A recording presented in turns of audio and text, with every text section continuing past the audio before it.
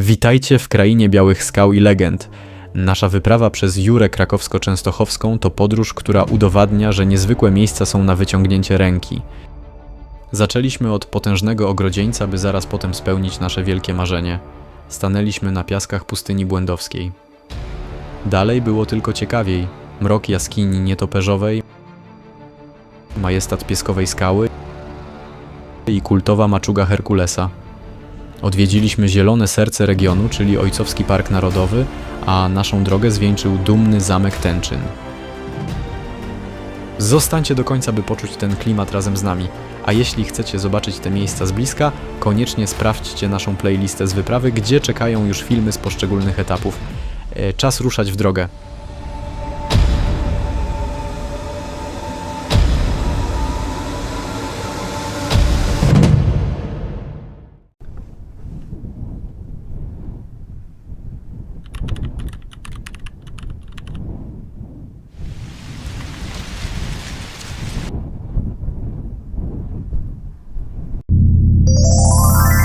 Kierunek Podzamcze.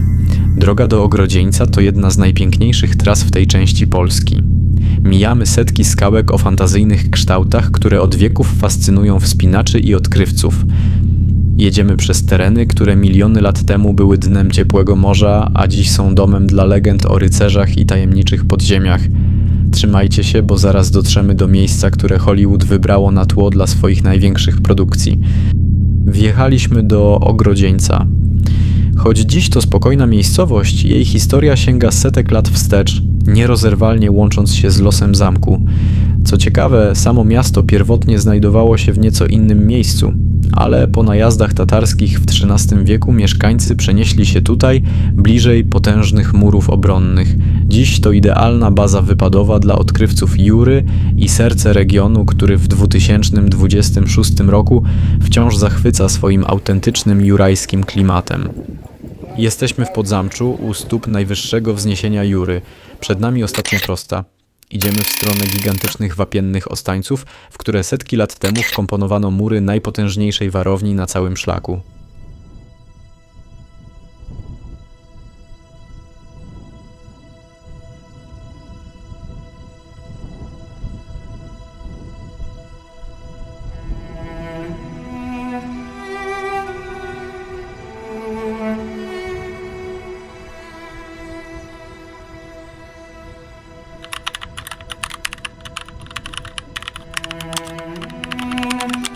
Wyświetliły Wam się właśnie podstawowe informacje o zamku Ogrodzieniec, ale uwierzcie, jego prawdziwa historia to materiał na bardzo długie opowiadanie, pełne zwrotów akcji i legend. Przed nami największa i najbardziej majestatyczna warownia na całym szlaku Orlich Gniazd. Ten system obronny, wzniesiony z polecenia króla Kazimierza Wielkiego, miał strzec granic korony, a Ogrodzieniec był jego najjaśniejszą, choć i najbardziej burzliwą perłą. Spójrzcie, jak surowe wapienne skały dosłownie zrastają się tu z murami. To właśnie tutaj natura spotyka się z potęgą dawnych rodów rycerskich i magnackich. Możemy zauważyć, że są dwie głowy. Jedna na dole, druga na górze. No i tam jest taka bardzo ładna czupryna na głowie. No coś w tym jest.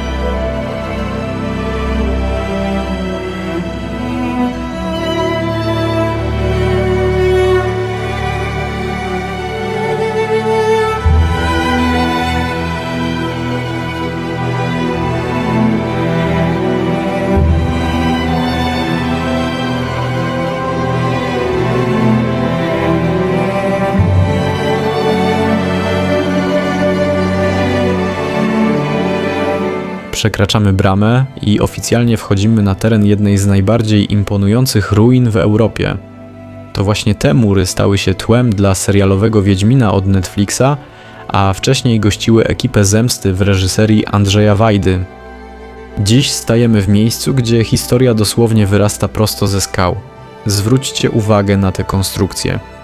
To styl gotycko-renesansowy, w którym biały wapień idealnie współgra z cegłą. Te potężne mury wciąż zdają się opowiadać o czasach swojej największej świetności, gdy na dziedzińcach tętniło życie, a zamkiem władały potężne rody Bonnerów i Firlejów.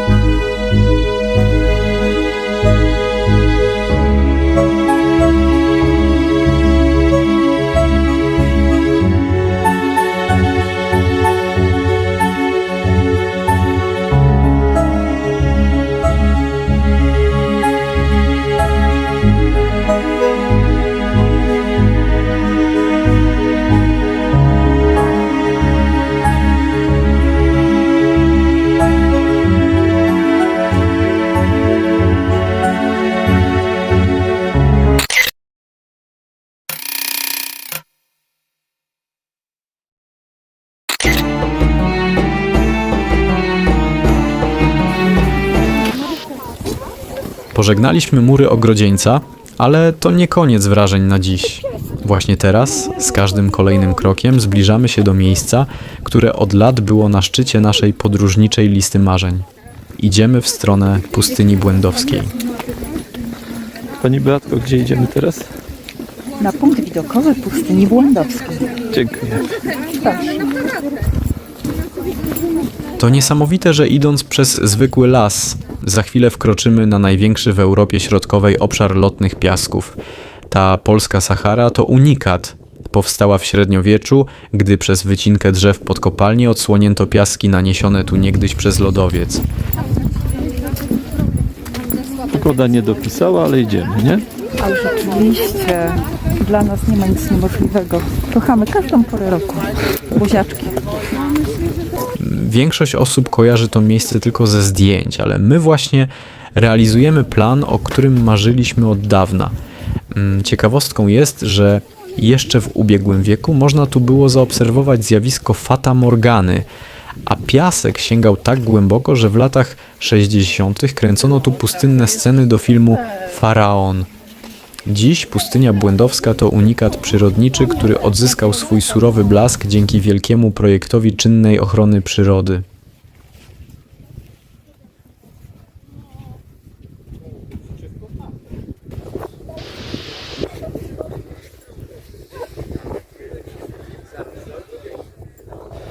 Po czym idziemy? Po piaskach pustyni błędowskiej. Chodź z nami, zapraszamy. Na dołączonej mapie Polski prezentujemy usytuowanie pustyni błędowskiej, dodajemy również garść podstawowych informacji na temat samej pustyni.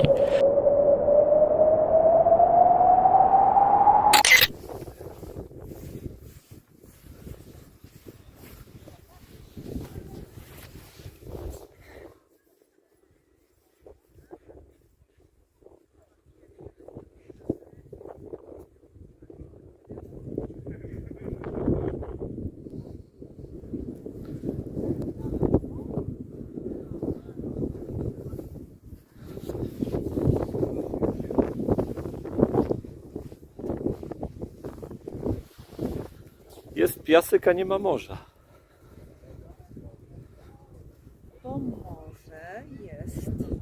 Bo może jest morze. Wyobrażaj sobie.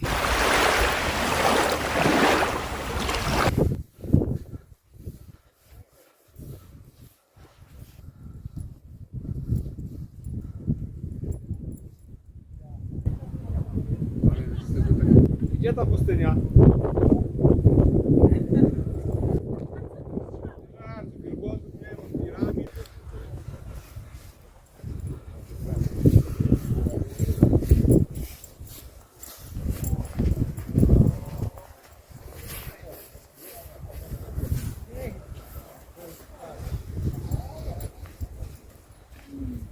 Wow!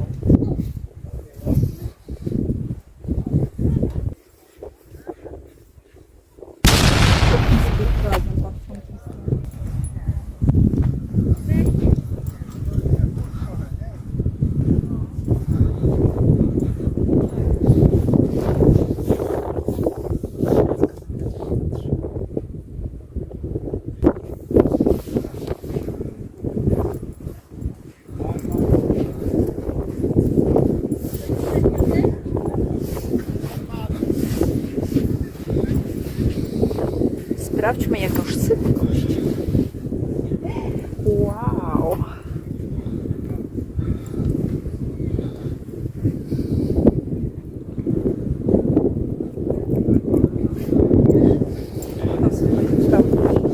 Dowiedzieliśmy się, że pustynia błędowska ma około 30 paru kilometrów kwadratowych, tak?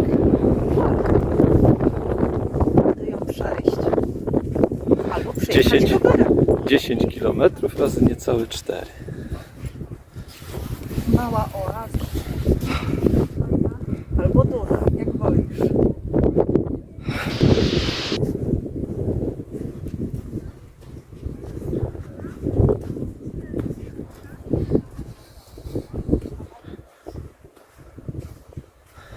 Idziemy w głąb pustyni?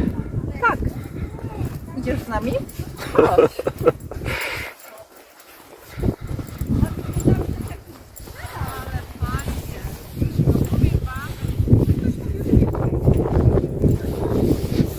Polska Sahara. Tutaj był kręcony film w pustyni i w puszczach. I faraon. Super, faraon był świetny.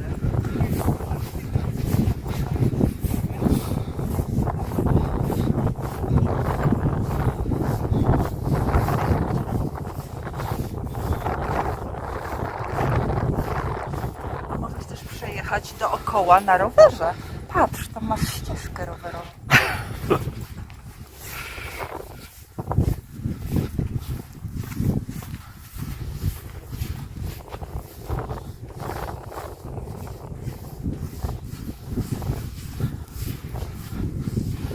Morze wyrzuciło.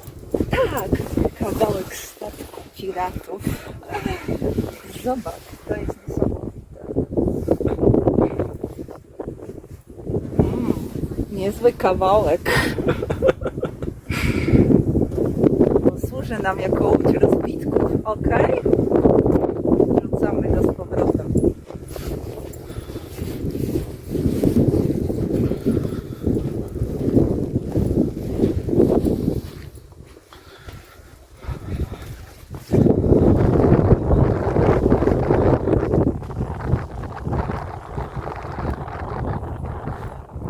Proszę Państwa, deszcz na pustyni.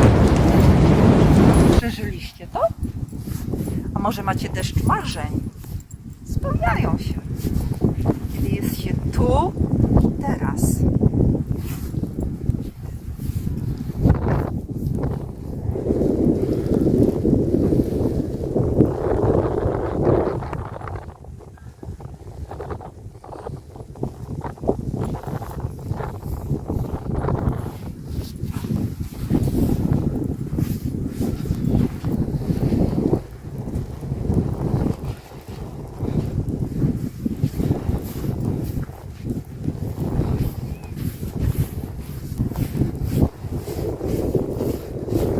Znaleźliśmy jeszcze drewno na naszą łódź rozbitków.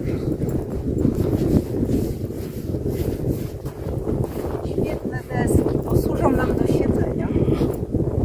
Zobacz.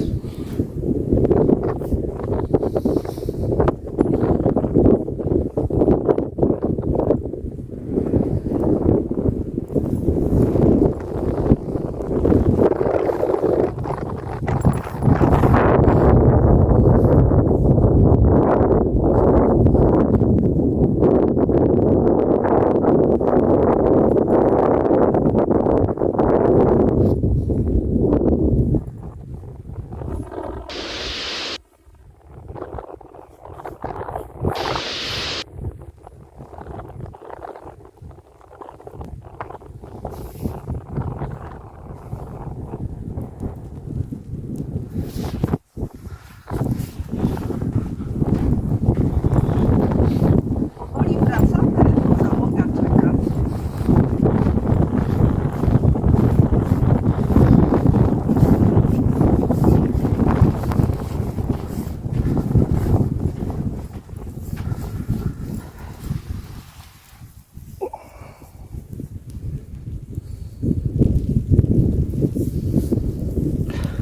Dotknąć pustyni błędowskiej.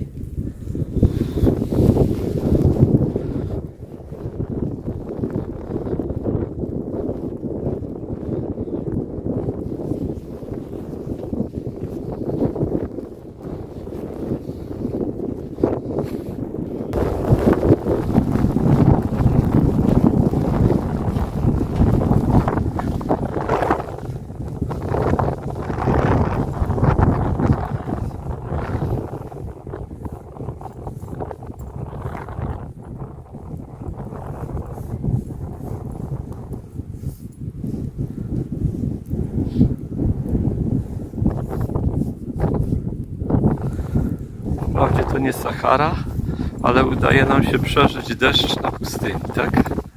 To jest coś wspaniałego. Ale zanim wyruszymy dalej, zobaczmy jeszcze, co nas czeka.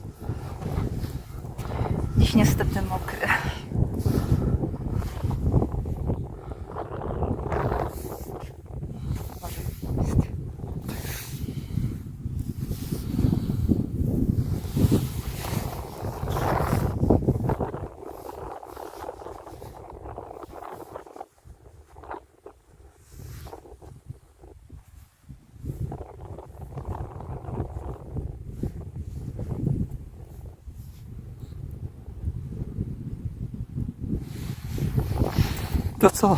Powoli żegnamy pustynię błędowską. Do następnego razu. Warto było tu być, zobaczyć to magiczne miejsce. I nie mówimy do widzenia, ale do zobaczenia.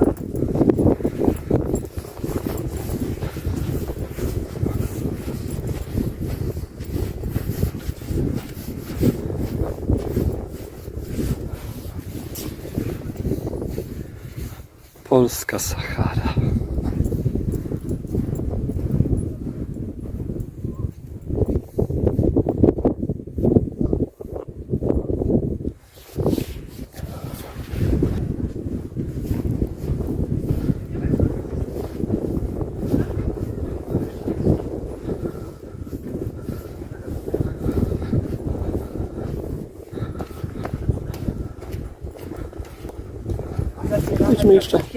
Podejdźmy jeszcze tam.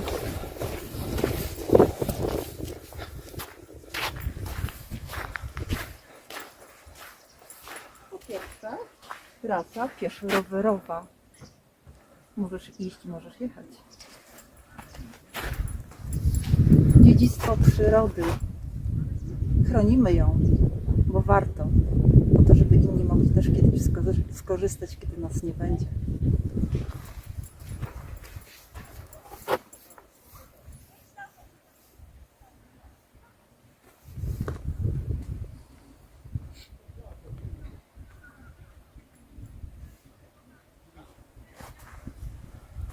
A to mały powrót do historii. Pustynia błędowska na przestrzeni wieków, jak tutaj napisane. Możesz dowiedzieć się coś więcej. O, proszę.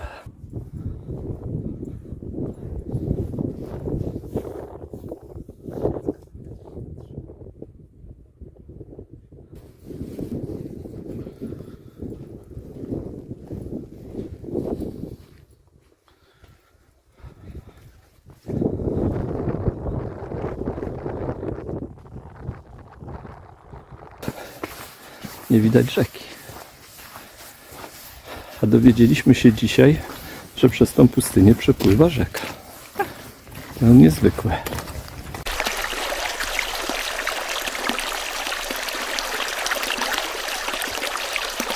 Zwykłe.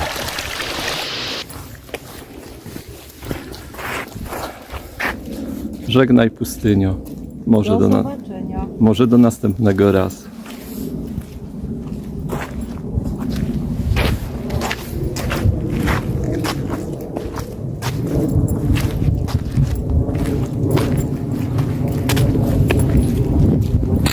Kończy nam się dzisiaj to pierwszy dzień wycieczki.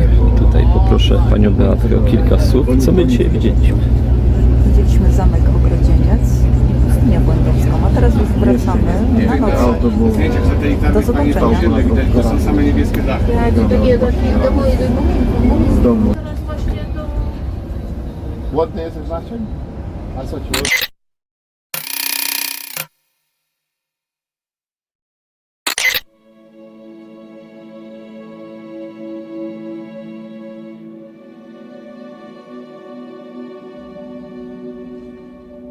Dzień dobry z samego serca Jury Krakowsko-Częstochowskiej. Kolejny dzień rozpoczynamy w Woli Kalinowskiej. To właśnie tutaj, w ciszy i spokoju, regenerowaliśmy siły przed dalszą drogą.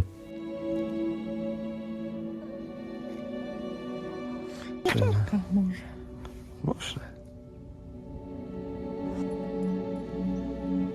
Zanim jednak ruszymy dalej, udajemy się na niespieszny spacer, by poczuć klimat tej okolicy.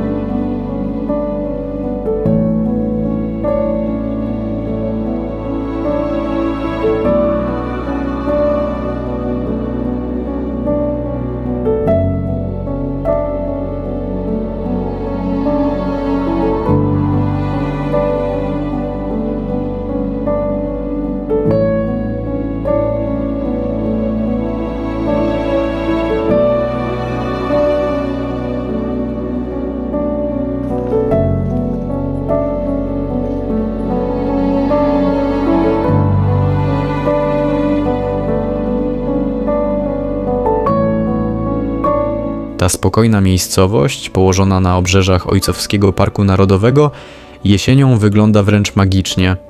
Spacerując tutejszymi otwartymi polami, podziwiamy niesamowitą paletę barw, od złota po głęboką czerwień, które kontrastują z jasnymi wapieniami Jury.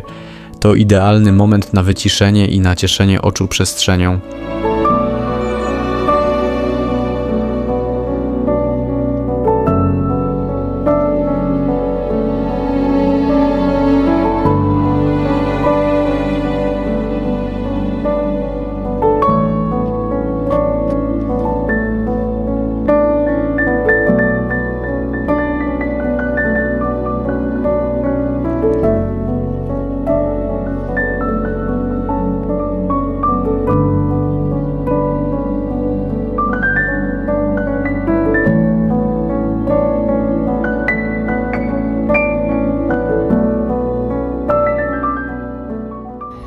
Sarenki. Śniadanko zakończone. Rodzinka pobiegła do domu.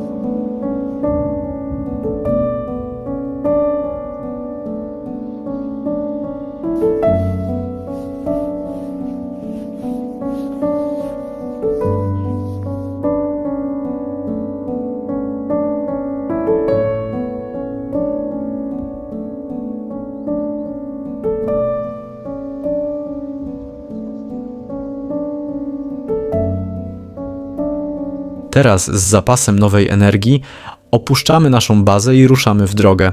Naszym następnym przystankiem jest fascynująca jaskinia nietoperzowa.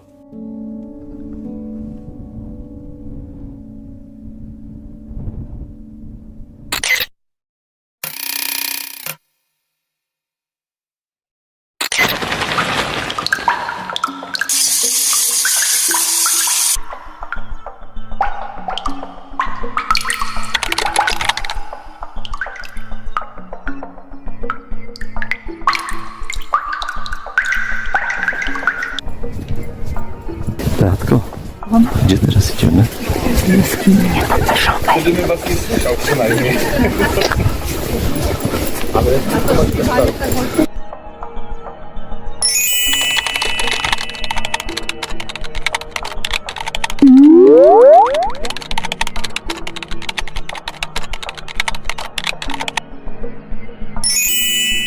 Tylko 10 lat temu profesor Chmielewski robił tutaj badania. Znalazł bardzo ważne miejsce, gdzie obozowali nie tylko ludzie neandertalscy, ale znalazł jedne z najstarszych znalezisk obozowiska naszej kultury, znaczy kultury naszego człowieka, bo Homo sapiens. Wiemy w tym momencie, że Homo erectus, czyli nasz i neandertalczyka wspólny przodek, przeprawił się przez Gibraltar. Przepłynęli, osiedlili się w Hiszpanii, no i właśnie zaczęły się procesy zmian klimatycznych.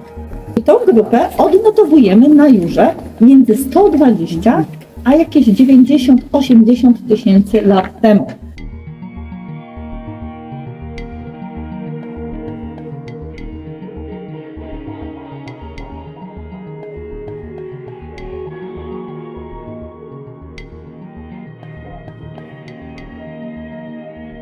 jaskinia ma jeszcze bardzo przed sobą duże możliwości badawcze, bo tylko takie kawałeczki zostały przebadane. To, co w tym roku było badane, to przede wszystkim znaleźli bardzo dużo fragmentów kości niedźwiedzich.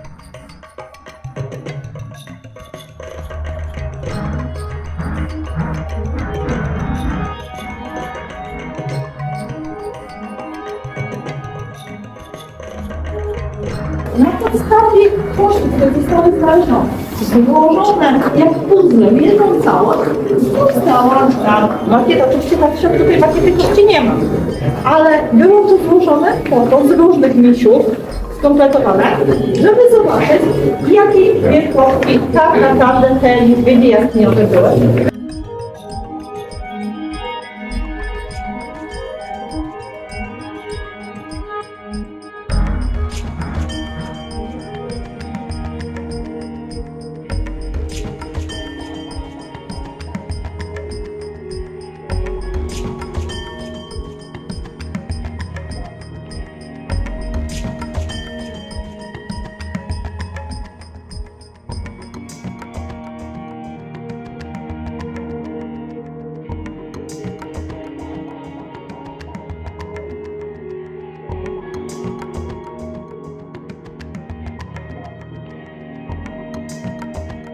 Proszę Państwa, przechodzimy kawałeczek dalej.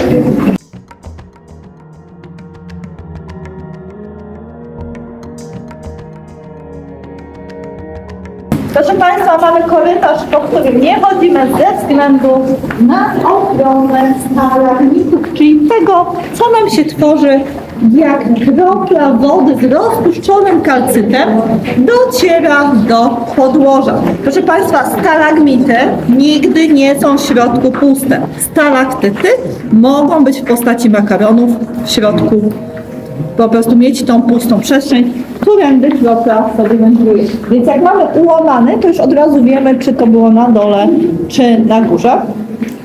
Centymetr takiej szaty naciekowej przyrasta od 100 do 2000 lat.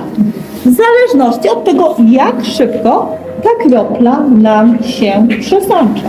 Około 150 milionów lat temu, czyli od 150 do 120, według obecnych badań, na tym terenie znajdowało się bardzo ciepłe morze. A jak ciepłe morze, to kojarzy się Państwu z rafą koralową. I proszę Państwa, ta rafa koralowa sobie rosną przez kilkadziesiąt milionów lat. Ale nie jesteśmy pod wodą w tej chwili. Co się stało?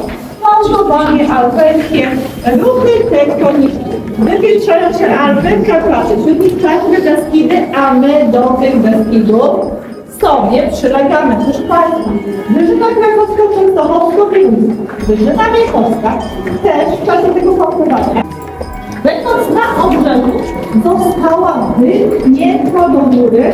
My nie wiemy, czy kilometr, czy mniej, czy więcej. My mamy kilka sprękań tektonicznych, które dzielą nasz teren na 6 jednostek. I na wszystkich tych sprękaniach powstały przyczyny do tworzenia wyjazdu. Wiemy, że przyszłość zlodowa cena. To każdy zlody, jak on się cofał, to co, cały ten lód się wycofywał i szedł sobie? Nie, on się cofał, bo się topił. Woda z nim spadała w te szczeliny, wymywając na właśnie kawki korytarza. Proszę Państwa, to jest bardzo dynamiczna sprawa.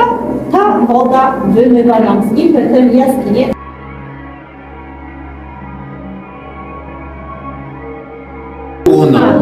Proszę Państwa, do tej wysokości mniej więcej płyną w naszej jaskini potrafi wejść i zjeść się na to parzone.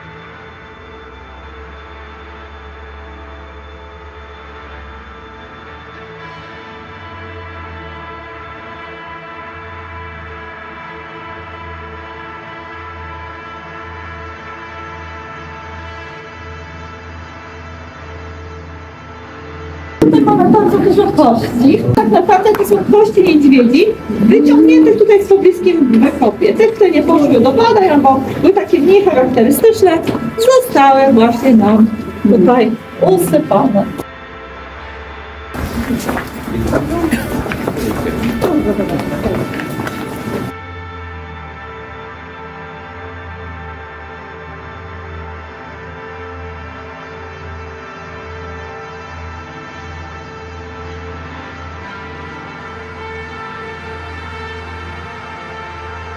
Tak, ja wiem, że ta pustka skalna robi wrażenie. Proszę Państwa, to nie jest największa pustka skalna na Jurze.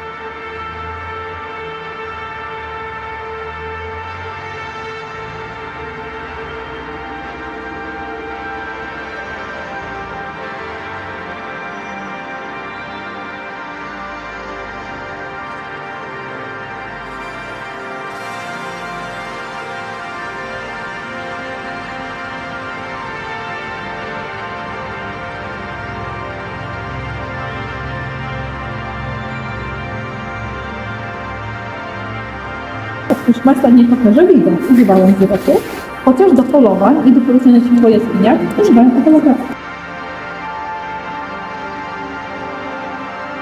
Hibernacja, podkreślam, to nie jest sen. My mówimy, a zapadają się w sen zimowy. Hibernacja to jest czuwanie. Proszę Państwa, żeby przetrwać do wiosny, w tych 8 stopniach, dłużej czasem 7, a nawet 6 Celsjusza, to żeby nie zużyć całej energii już, trzeba obniżyć swoją temperaturę do kilku stopni więcej. 7, 4, 5, 3 stopnie więcej niż otoczenie. Czyli jak my mamy tutaj 8 stopni Celsjusza, to ile takim etapem sobie dzielimy? Około 12 stopni, żeby właśnie mieć tę temperaturę spowalnia i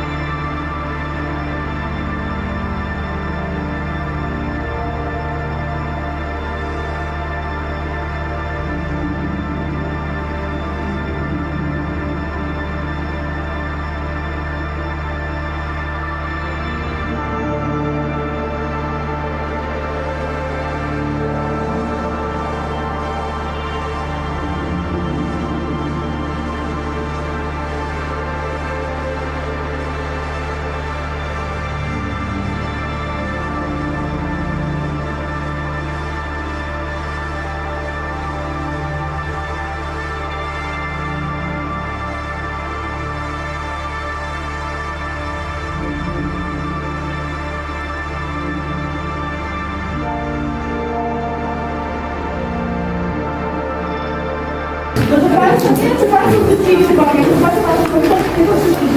jest taka święta smuga na świecie. To jest ślad po połamieniu.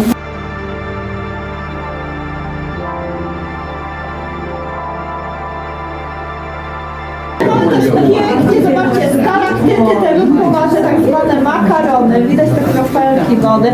I proszę Państwa, jak komuś kapnie taka woda jaskiniowa na głowę, to poza tym, że będzie miał szczęście, to będzie z jaskini mądrzejszy. Okazbyło widać komórkę, wy dedykacie?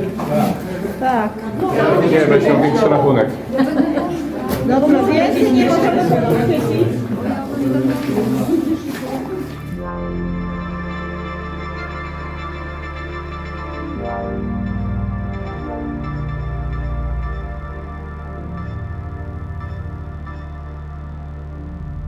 Tutaj, proszę Państwa, mamy jednego z nietoperzy. Proszę Państwa, one bywają, chybiszą w grupach. Żywią się, my mówimy, komarami. Tak, one bardzo dużo komarów zjadają. W ciągu jednego lotu potrafią zjeść kilkaset komarów. Ale jak gdzieś będzie latała ćma, proszę Państwa, to jest ich ulubiony, znaczy dużo białka. Jedna ćma i ile komarów trzeba zjeść.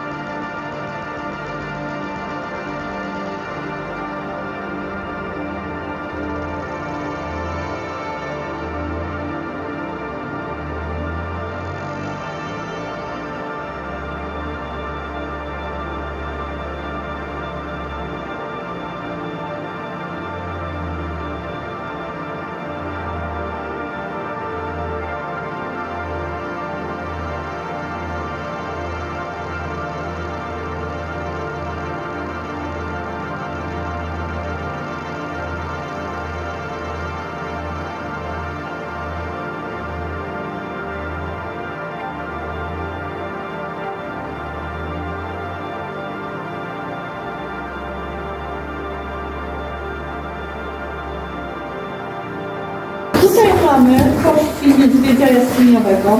Jak to się stało, że on jest tak wysoko? Zobaczcie, wysokość kości, a spójrzcie za siebie. Na której wysokości jest kreska? To jest dawny poziom spądu, czyli podłogi w naszej jaskini. Tyle w dół zostało tutaj wybrane.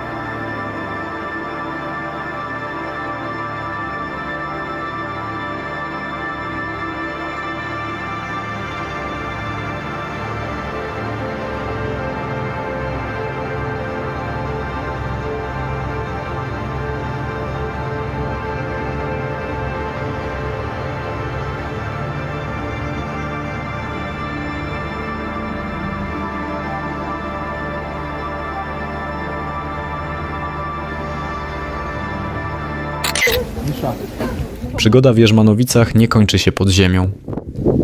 Oczywiście odcisk jakiegoś amonita.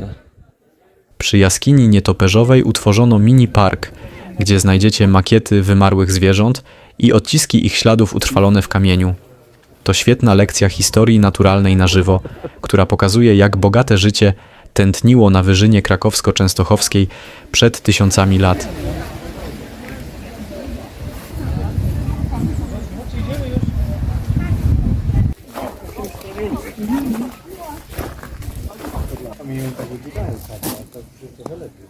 Małe amonity, odciski.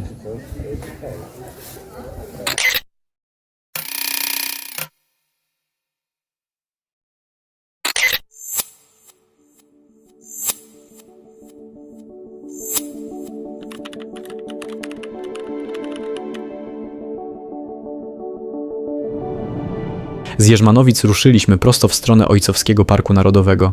Już sama trasa robi wrażenie. Droga wije się dnem doliny, a tuż przy asfalcie wyrastają potężne, białe, wapienne ostańce, które niemal zaglądają do okien samochodu.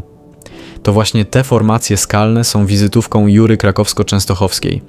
Te tak zwane wapienie skaliste powstały na dnie ciepłego morza w okresie Jury około 150 milionów lat temu.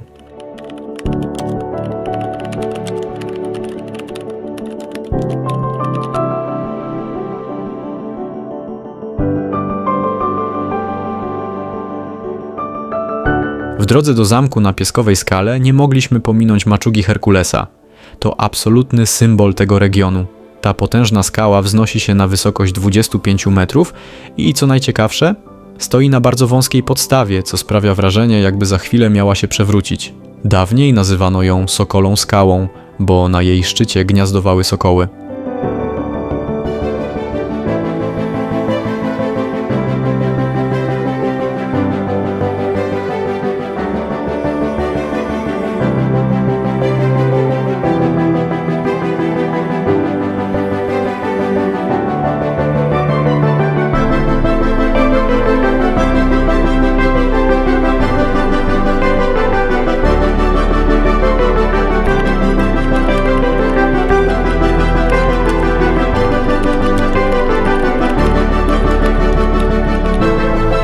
Dotarliśmy na miejsce, a widok zamku w Pieskowej Skale wynagrodził nam trudy podróży. Wznoszący się dumnie na wapiennej skale, otoczony malowniczym parkiem i stawami, zamek ten jest jedyną warownią na szlaku Orlich Gniazd, która przetrwała burzliwe dzieje w niemal niezmienionej renesansowej formie. Zamek w Pieskowej Skale to perła renesansu. Choć pierwotnie był to gotycki zamek obronny z XIV wieku, rozbudowany na polecenie Kazimierza Wielkiego, obecny wygląd zawdzięcza przebudowie w XVI wieku, która przekształciła go w renesansową rezydencję. Po II wojnie światowej zamek przeszedł generalną renowację i obecnie stanowi oddział Zamku Królewskiego na Wawelu. Wewnątrz można podziwiać wystawy prezentujące europejskie style w sztuce oraz największą w Polsce galerię malarstwa angielskiego, ponieważ oryginalne wyposażenie zamku nie zachowało się. Zamek położony jest na terenie Ojcowskiego Parku Narodowego, co zapewnia piękne widoki i bliskość natury. Z zamkiem wiąże się też legenda o uwięzionej w baszcie dziewczynie, której resztki jedzenia przynosił wierny piesek. Nazwa zamku pochodzi jednak od imienia pierwszego prywatnego właściciela, Piotra Szafrańca, zwanego Pieś lub Pieszko.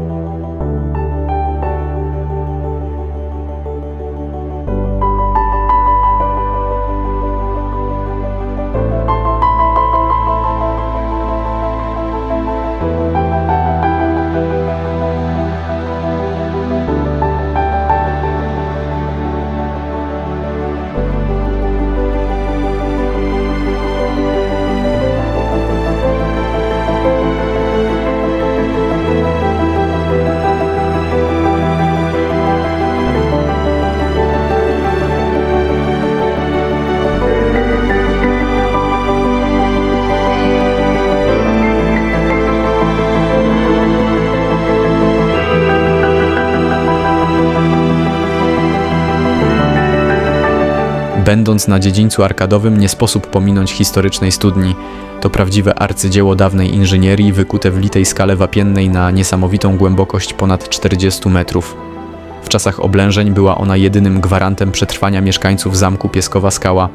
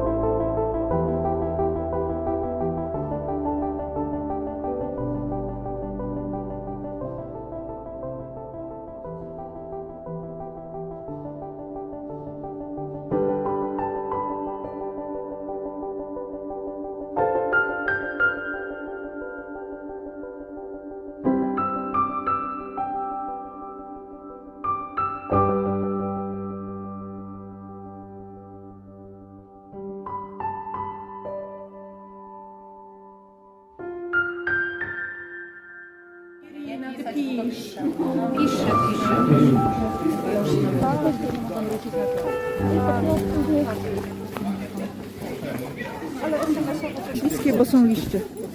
Można pojechać. A ty 8 masz przed sobą?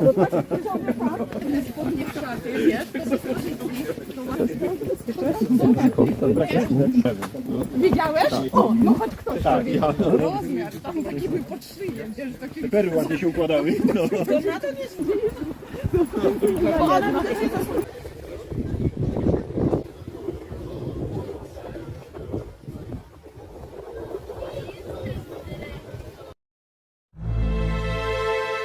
W drodze do Ojcowa zatrzymaliśmy się przy kaplicy na wodzie, czyli kaplicy pod wezwaniem świętego Józefa Robotnika. Ten unikalny obiekt sakralny, wsparty na betonowych filarach, dosłownie zawisł nad nurtem potoku Prądnik. Z jej powstaniem w 1901 roku wiąże się słynna legenda. Według niej budowniczowie musieli wykazać się niezwykłym sprytem, by obejść carski zakaz wznoszenia obiektów sakralnych na ziemi ojcowskiej. Postanowili więc postawić świątynię na wodzie.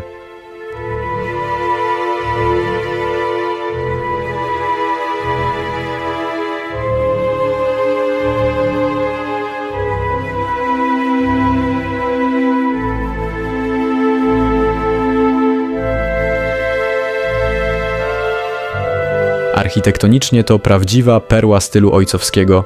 Drewniana konstrukcja z ażurową wieżyczką doskonale komponuje się z wapiennymi skałami Jury.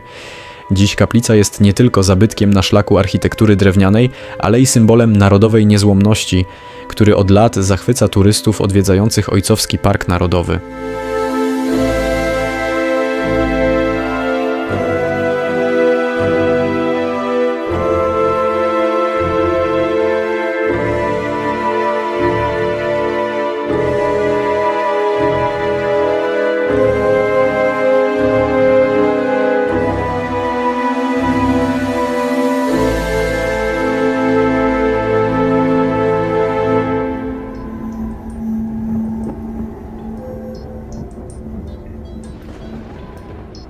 Jesteśmy w Ojcowie?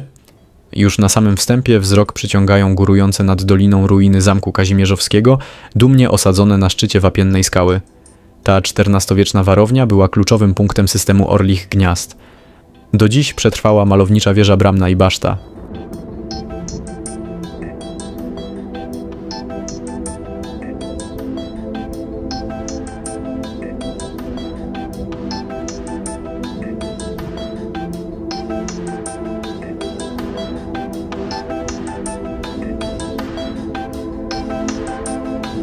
Dalej wkraczamy w głąb doliny, która urzeka klimatem dawnego uzdrowiska.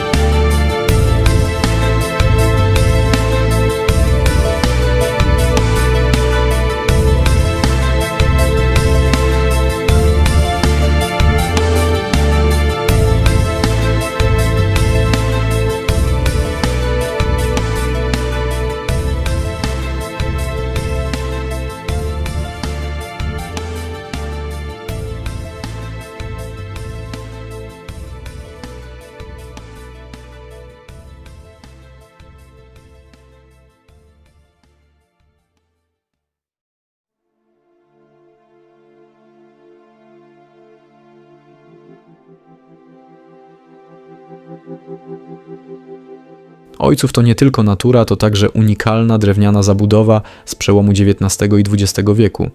Charakterystyczne domy z ażurowymi werandami jak Pod Łokietkiem czy Bazar Warszawski nadają miejscowości niemal bajkowy charakter.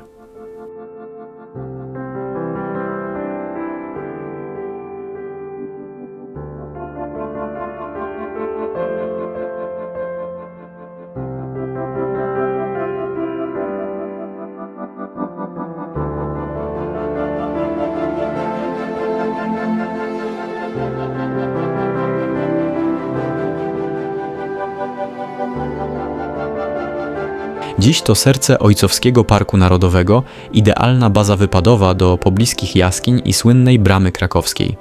Spacerując tutejszymi alejkami wzdłuż Prądnika, czuć spokój, który od pokoleń przyciąga tu artystów i poszukiwaczy przygód.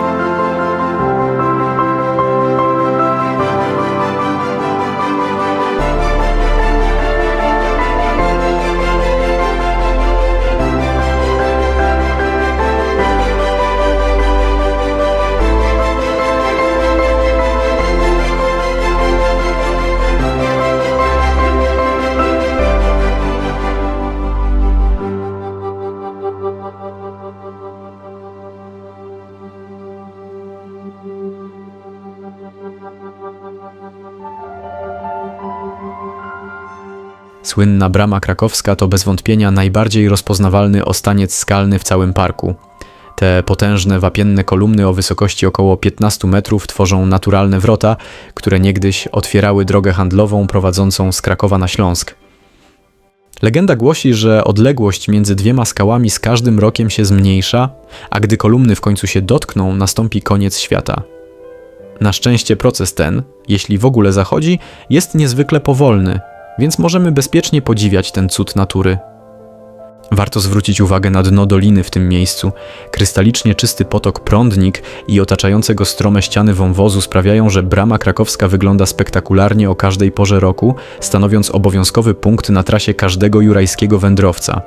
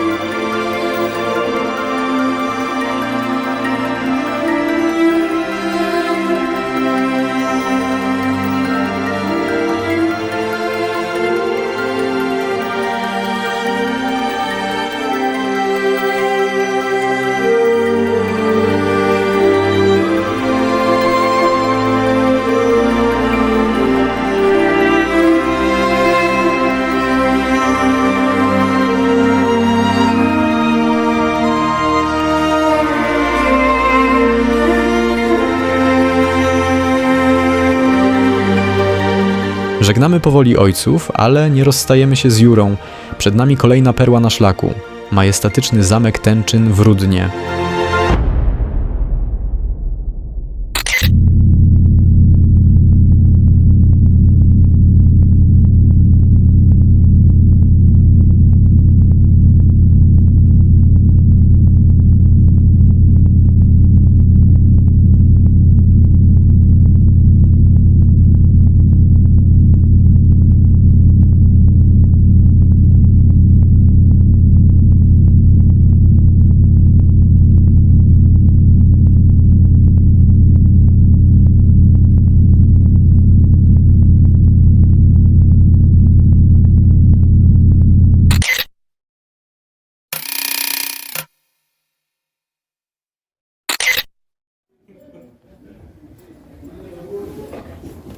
Co tam pani Beatko widać? Piękne pasma górskie. Pani przewodnik mówi, że Beskidy.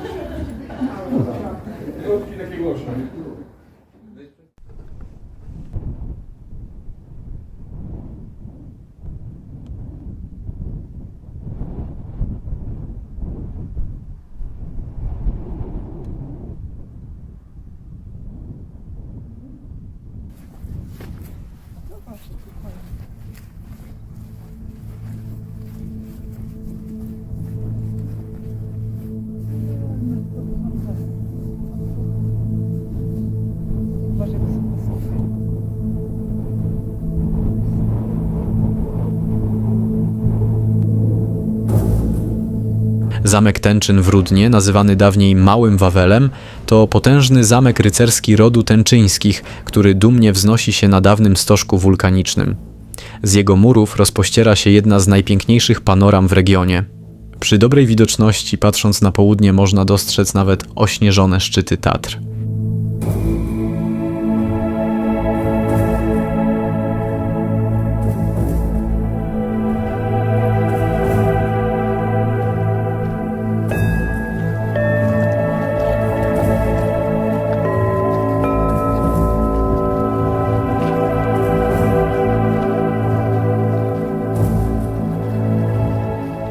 Witamy w ruinach zamku Tenczyn i zapraszamy do zwiedzania.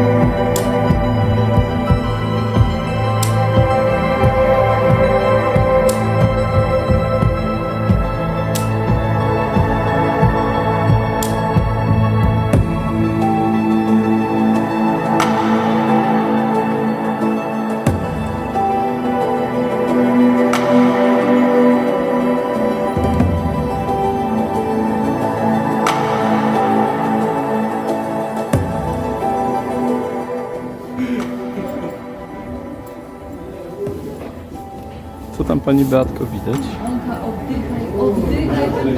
Piękne pasma jest. Pani przewodnik mówi, że bez kidy.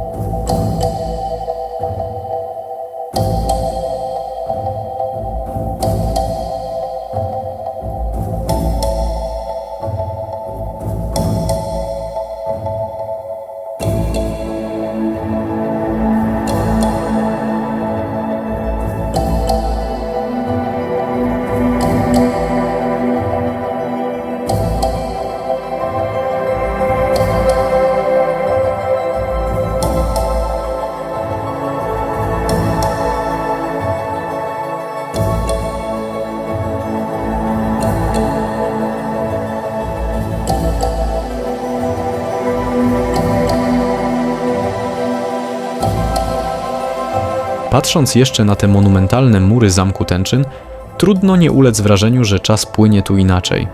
Ta warownia, wzniesiona na dawnym wulkanie, to idealny finał naszej drogi. Jura krakowsko-częstochowska po raz kolejny udowodniła, że jest krainą niezwykłą, pełną legend, sprytu naszych przodków i surowego, wapiennego piękna. Żegnamy się z tym szlakiem, zabierając ze sobą wspomnienia ciszy i historii zapisanej w kamieniu. To był wyjątkowy czas. Do zobaczenia na kolejnej wyprawie.